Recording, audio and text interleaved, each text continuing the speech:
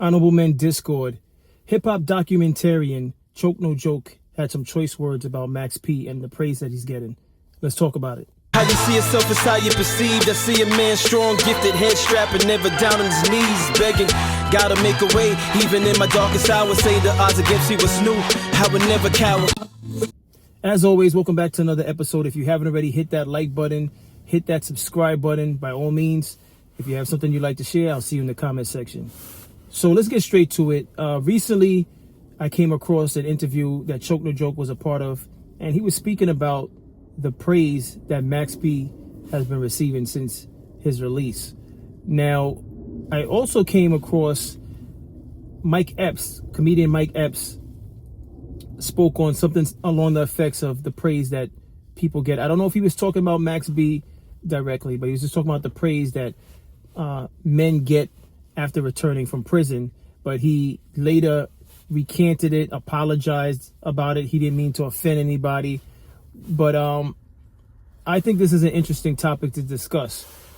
But let's stick with Choke No Joke in this particular episode. So Choke is speaking about the praise that Max B's been receiving, and he highlights the fact that, listen, Max B went away for his participation or alleged participation in a botched robbery where the gentleman lost his life. But if you're unfamiliar or if you haven't seen this interview, let's take a look at this clip with Choke No Joke speaking, and then we'll talk about it further. I'm not hating. It ain't like the nigga went to jail for saving a baby. You know what I'm saying? He went to jail because another nigga had more money than him and he wanted to take it, and it went wrong. And the man, David Taylor, lost his life for it.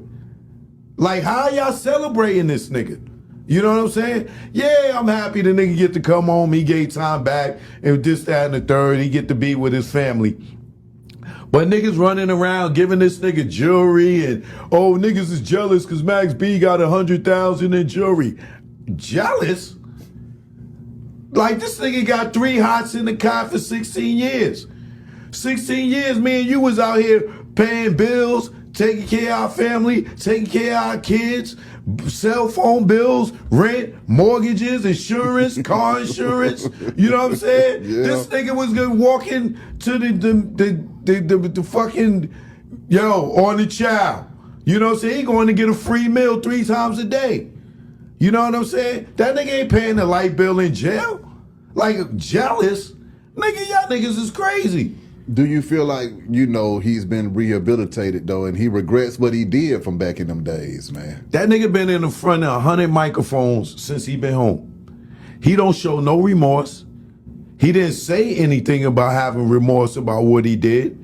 You know what I'm saying? He not telling these young niggas out here, yo, I went to jail. What I went to jail for was wrong. I shouldn't have did it. I regret it. A man lost his life. Rest in peace to him. My sympathy out to his family. None of that. No, nigga, I'm wavy. I got jewelry. You know what I'm saying? Like, nigga, and these niggas is all around him. A bunch of broke niggas are around him. And they seeing this nigga get all his jewelry and all his praise.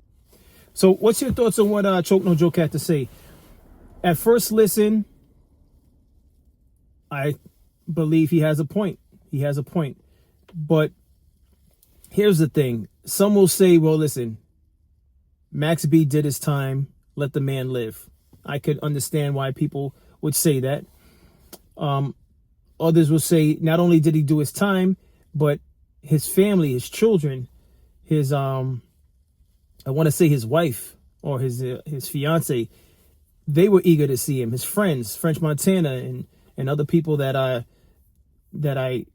don't know per se by name, they were looking forward to see him, regardless of what he went in for. So you can't stop a celebration, or you can't really speak down on a celebration, because the person, no matter what act they did that placed them behind bars, they have family and loved ones. So there's always going to be family and loved ones that are eager to see them released and eager to celebrate their return home.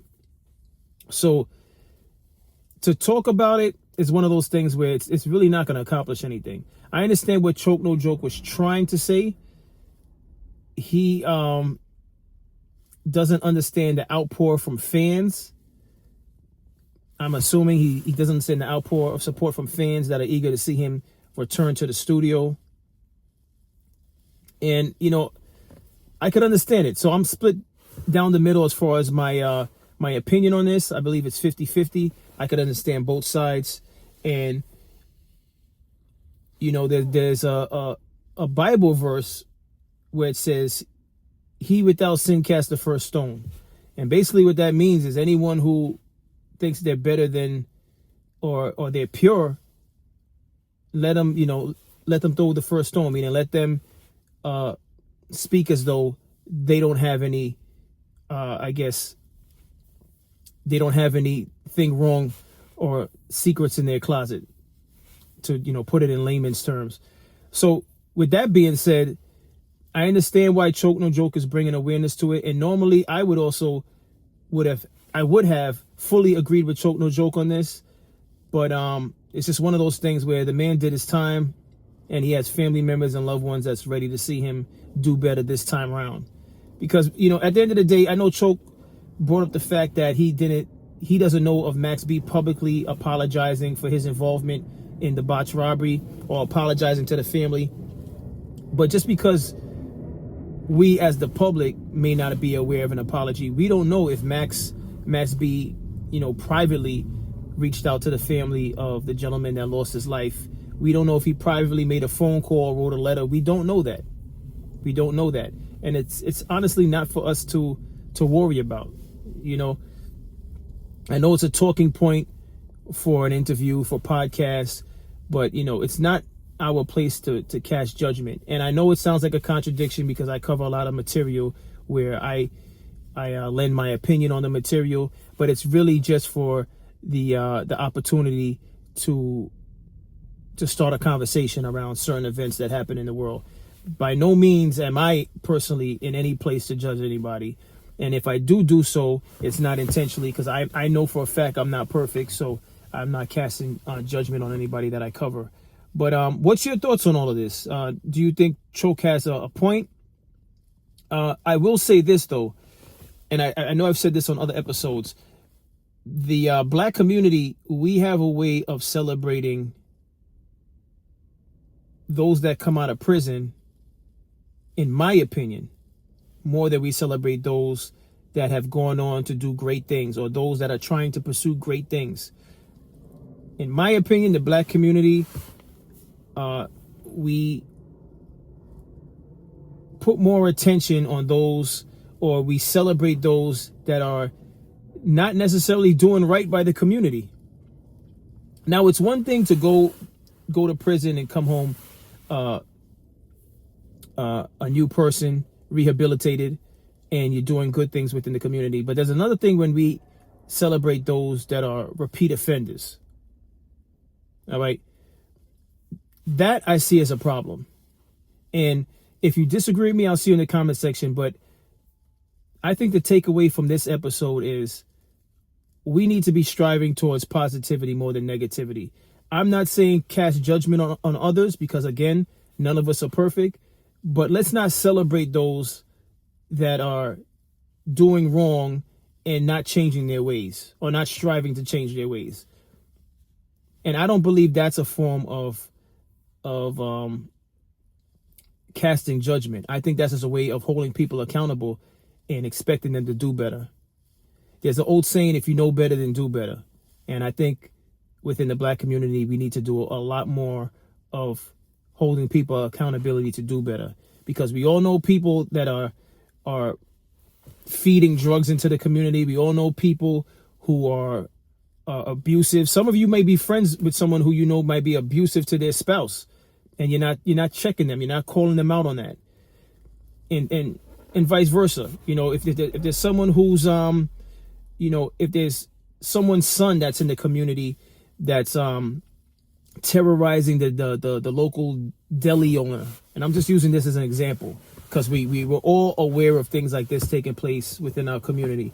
If there's someone's son that's out there that's terrorizing a deli owner, and that man or that woman or whoever's in the deli is just trying to feed their family, and they have someone in the community who, is terrorizing them. If you're a friend of the person that's doing the terrorizing, I believe it's your obligation to tell them, they should stop it. And that's my version of holding people accountability. That's just one example, but we all know, or we're all close to people that aren't doing the right things, but are we necessarily advising them to do otherwise? Hold your friends, your family accountable. Hold your children accountable. All of these things matter in the larger picture of the black community. And if you disagree with me, explain to me why you disagree with me. Don't just jump in and say one word. Don't just disregard what I'm saying to have some truth, but speak on it. That's the nature of these episodes and these topics, is for us to all speak on issues that we can improve upon. And that's all I have on this episode. What's your thoughts on this? What's your thoughts on what I said about the community? What's your thoughts on Choke No Joke's view on the celebration of Max B? And as always, I'll respond in the comment section. But outside of that, stay honorable, and I'll see you in the next episode. Take care.